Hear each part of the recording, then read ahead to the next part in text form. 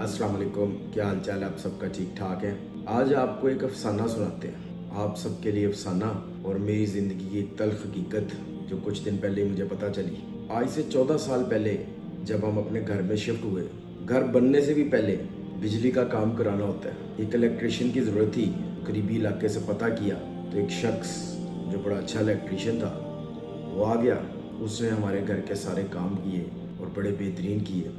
हम घर में शिफ्ट हो गए। फिर आहिस्ता आहिस्ता घर का जो भी काम होता, चाहे वो सैनिटरी का होता, बिजली का होता, किसी भी किस्म का काम होता, हम उसको कॉल करते और वो हमारे घर आ जाता।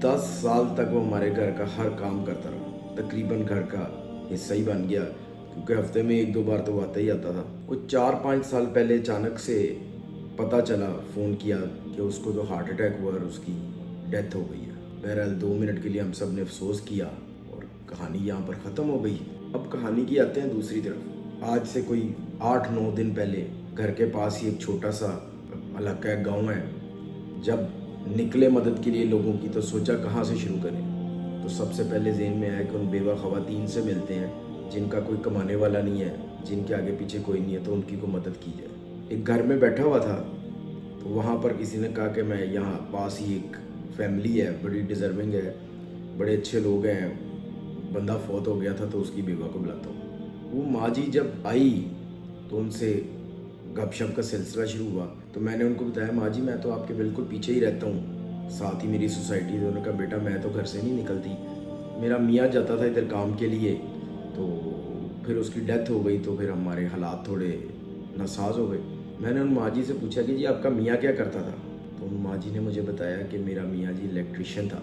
मुझे एकदम से जैसे रोंगटे खड़े होते हैं। मैंने उनसे पूछा उसका क्या नाम था, तो उन्होंने नाम बताया, तो वही इलेक्ट्रिशियन निकला जो 10 साल तक हमारे घर का हिस्सा बना रहा। उस पर्टिकुलर लम्हे में जो जज्बात, जो एहसासात, जो कैफियत थी, वो शायद मैं तो क्या मेरी जगह कोई भी हो, वो आप लोगों को अल्फाजों में बयान नहीं कर सकता। अब आप इसको मेरी फितरत कहें, लापरवाही कहें या बेहिसी कहें, कुछ तो लाजमी था जो गलत हुआ, जो मैंने गलत किया।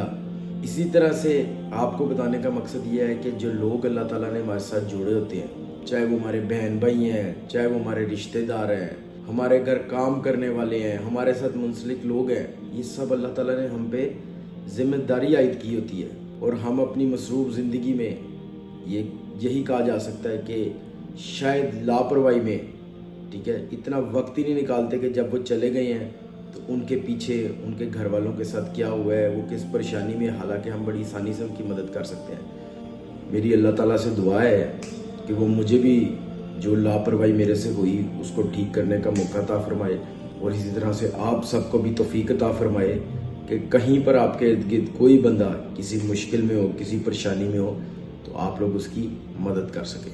बहुत शुक्रिया। इंशाल्लाह फिर मुलाकात होगी। खुदा हाफिज़।